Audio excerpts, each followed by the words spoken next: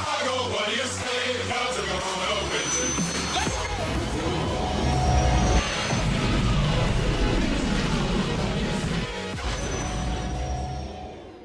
Hey everyone, what's up? It's Cubs fan Han, back again to do another Star Wars Galaxy of Heroes video, and today I'm going to be talking about Zeta abilities. And one of my more successful videos from a couple months ago was my top 5 Zeta abilities ranked based on votes that I received from YouTubers that I am in connection with. And so I thought it would be a good idea to bring that back and re-rank the top 5 Zeta abilities in the game, because we have had a lot of reworks, we've had a lot of new Zetas, and I'd really like to see where these play out. And so I have run a new poll to re-rank these Zeta abilities with those new reworks and new Zetas factored in. And when I break down each ranking for you, I am also going to be analyzing each Zeta ability, in my opinion, how it performs in different areas of the game. I will rate them based on a 5-point scale in terms of how viable they are in the arena, how viable they are in raids and territory battles, how their future looks in the game. Are they going to be around for a long time? And then lastly, how versatile they are. How dependent are they on faction support? So taking a look at our others receiving votes here, I'll let you pause this if you want to, but these are those that received votes but did not quite make the top 5 list. So all of them deserve an honorable mention, all are great Zetas, but not quite top 5 worthy. Alright, on to the top 5 list. Number 5. We have no confirmation, but we believe FN 2187 may have helped in the escape.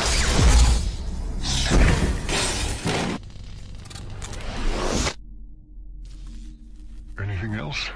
Alright, coming in at number 5, Kylo Ren's Outrage, which was our number 1 Zeta ability in the last list, and probably the reason why he is falling all the way to number 5 on this list is because we've just had such an influx of light side characters that are so strong, and it is going to be hard to put Kylo Ren in a lot of these teams and have a usability. But that said, it is still one of the most powerful Zeta abilities in the game. It's going to have an ability to stun. It's going to be able to deal a lot of damage when Kylo Ren is below full health, so he gets very angry. And he's also going to recover protection equal to the damage that he deals. So for arena viability, I'm going to score Kylo Ren a 3 out of 5. Now this ability is going to be very powerful in the arena when you can find a team that he works very well with. But right now, Kylo Ren's biggest problem is that there are more characters that are going to be better usable in front of him in the arena right now, so he's not going to be as useful as he once was. For raid viability, I'm going to score him a 4 out of 5. Kylo Ren works very well in phase 1 of the heroic tank. But again, one of the catches to that is going to be that Commander Luke Skywalker has dethroned him as the Phase 1 king of the heroic tank raid. He's not going to be usable at all in territory battles thus far, because he's a dark side character. You will only be able to deploy him, so he's not going to be gaining any points there. But that said, he still does have a very high raw damage output, and that is going to be very useful in raids. You're still going to be able to find ways to use him. There just might be better options now. Kylo Ren's future in the game, I'm going to score a 4.5 out of 5. Now, you might think this deserves a 5 out of 5 because we have a lot of First Order characters that are bound to come to this game. First Order and Resistance that are going to be coming inevitably with The Last Jedi.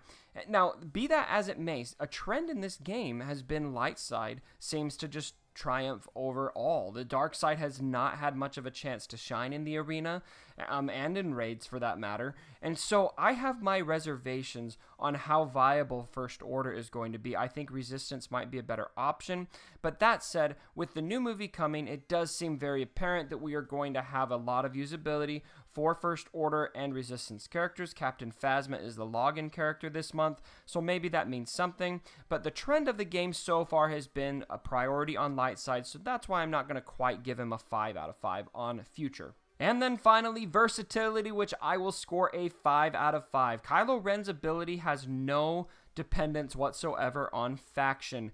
He works wherever he is, his ability is going to be usable and it's going to benefit you. The only catch to that, I would say, like I've mentioned already, is that a lot of these teams aren't going to be using Kylo Ren because there are better options in front of him.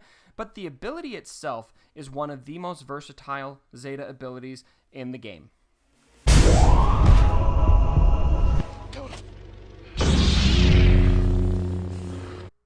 All right, coming in at number 4, we have Zeta Finn, who absolutely deserves a spot on our top 5 list. Now, what makes Finn so good? A lot of you may not understand why Resistance is such a powerful combination.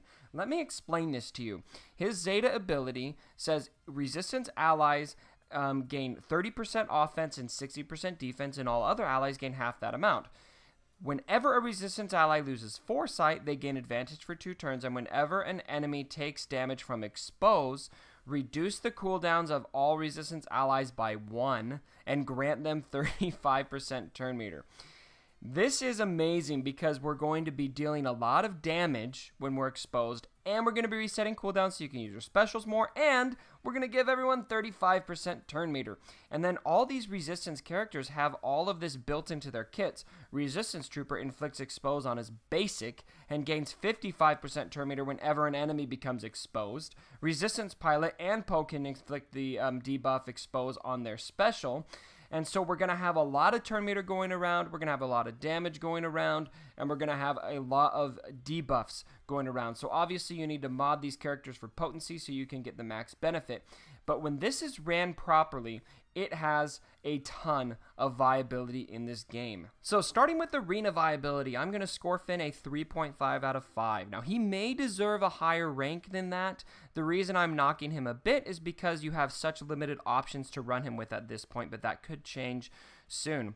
But when you run Finn with the right team, they're going to dominate. Take a look at this video. This is from my buddy, Grandmaster Broda. He went in to fight the Triple Cleanse with only 3 Resistance characters. This battle takes about 48 seconds, and when he is in battle, he does not take one single hit from this team, and this is not a weak Triple Cleanse team. Obviously, this is before Commander Luke came out, but it really does show you just how powerful this team is. Look at all the exposes that are going around. Look at all the turn meter they're gaining.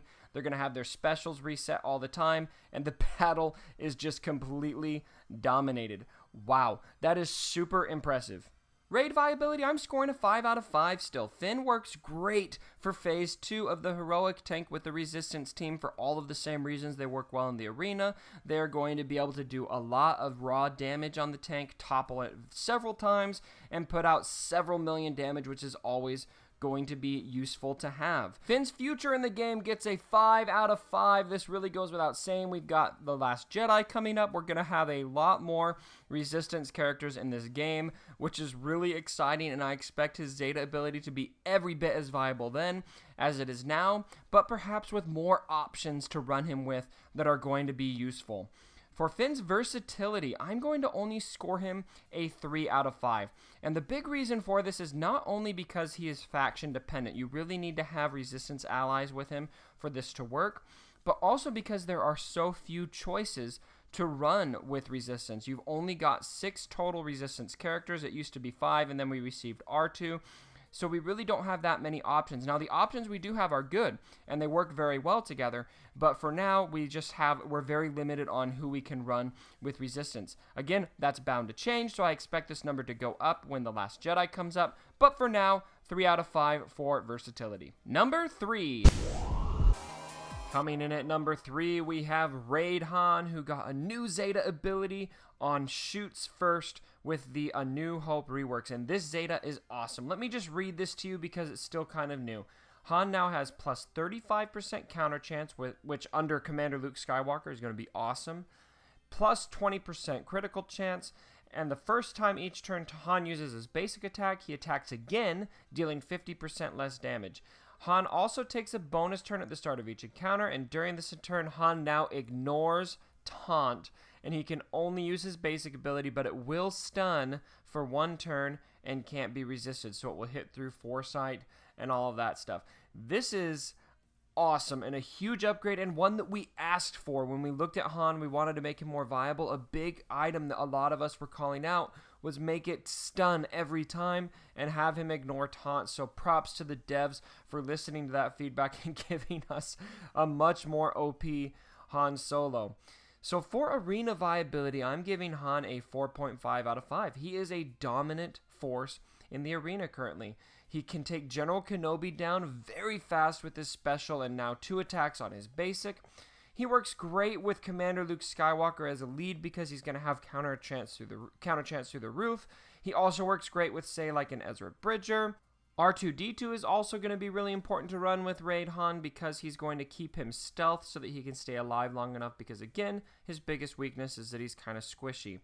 Princess Leia might be a good option to run with Han because you're going to have a lot of damage output, but they're both very squishy, which is the main weakness of both of those characters, really, is how quickly they come down. So it could be a bit of a liability to have 2 characters that are that squishy. I'll leave that up to you, however. Now, I did score Han a 4.5 out of 5 in the arena because he does have some glaring weaknesses in the arena. I've already mentioned that he is very squishy. On defense, he's going to be very easy to kill fast if the other team just targets him as soon as he comes off of stealth from R2, assuming they're running him with R2. But another weakness that Han has in the arena is Rex. And this is actually a pretty significant weakness because Rex is giving his team turn meter, his whole team turn meter, every time there's a critical hit, and that's going to kind of be what Han thrives on. And so when you look at Han, when he does his special ability and then 2 basics and all 3 of those crit, then you're just going to be loading the other team up with turn meter and you'll be in a world of hurt. So if you're running him, I recommend avoiding Rex teams or subbing in somebody else when you go against those Rex teams because Han could make those battles very challenging for you. Raid and territory battle viability, I'm giving Han a 5 out of 5. Han is amazing in both. Paired with Commander Luke Skywalker, he can solo phase 1 of the heroic tank, so I don't feel bad giving him a 5 out of 5 rating. He's going to work in all phases of territory battles so far. I haven't had a chance to check out the last phase of territory battles yet when I filmed this video, but I've been using him in all of the phases up to now, phases 1 through 5, and he has been very usable in all of those phases. I don't expect that to change in phase 6. For Han's future, I'm scoring him a 4 out of 5. Ultimately, he's pretty squishy, which could hurt him. And I do believe that as Gear 12 picks up and more people are running a full team at Gear 12, he could become a bit more of a liability. He only is given a 6,247 protection boost before mods from Gear 12. Compare that to like a General Kenobi who's getting an 11k protection boost and he's already tanky.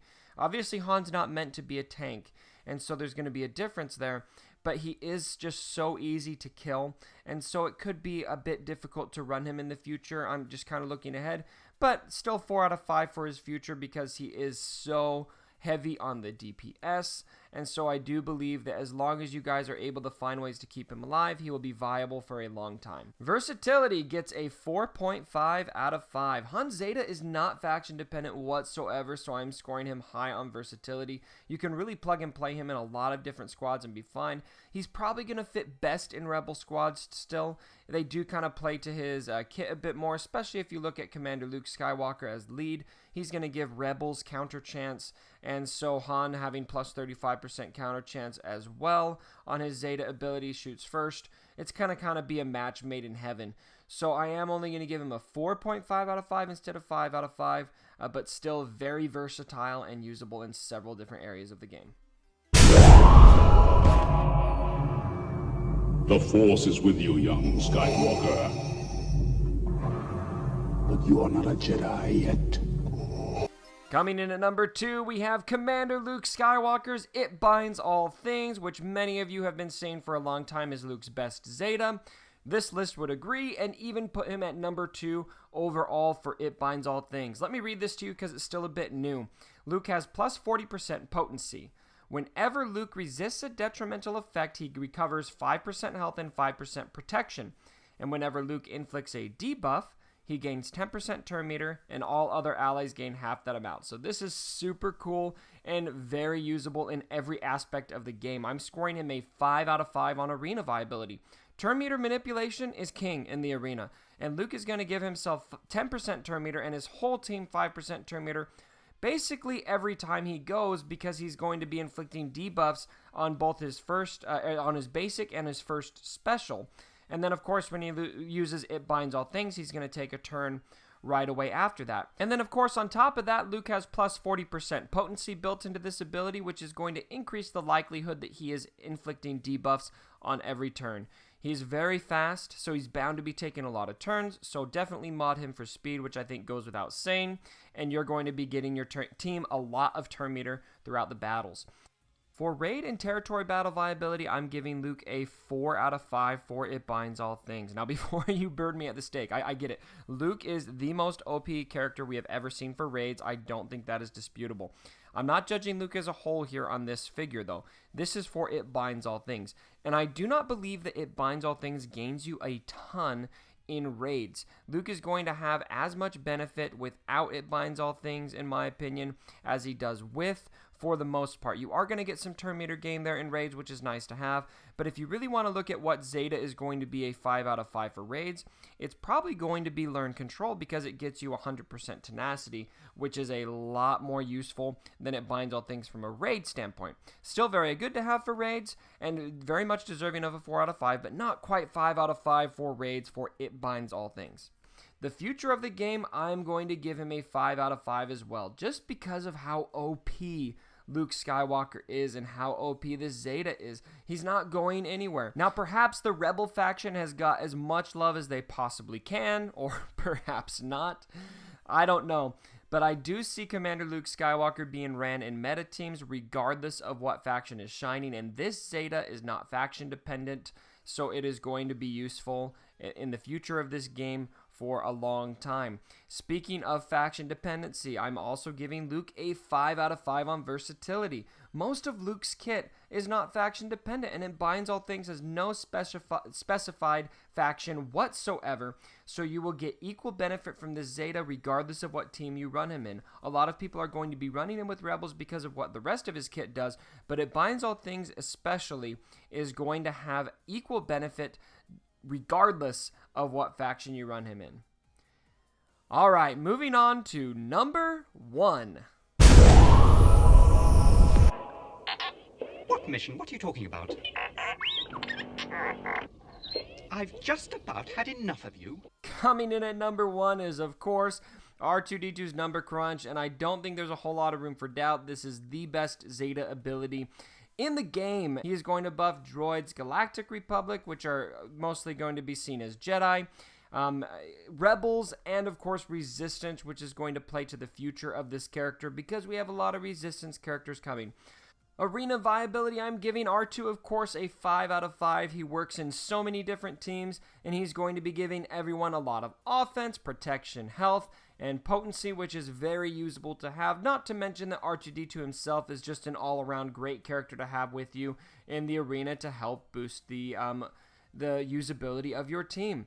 Raid viability, he's going to have a 5 out of 5 as well. R2-D2 works really well to solo the Rancor with Commander Luke Skywalker. He's also going to work very well in Heroic Tank. I've seen him ran with Resistance teams in Phase 2. I've seen him ran with Commander Luke Skywalker and Raid Han in Phase 1. I've seen him ran with Rebels in Phase 4. He works in so many different aspects of raids and is going to also work very well, of course, in territory battles.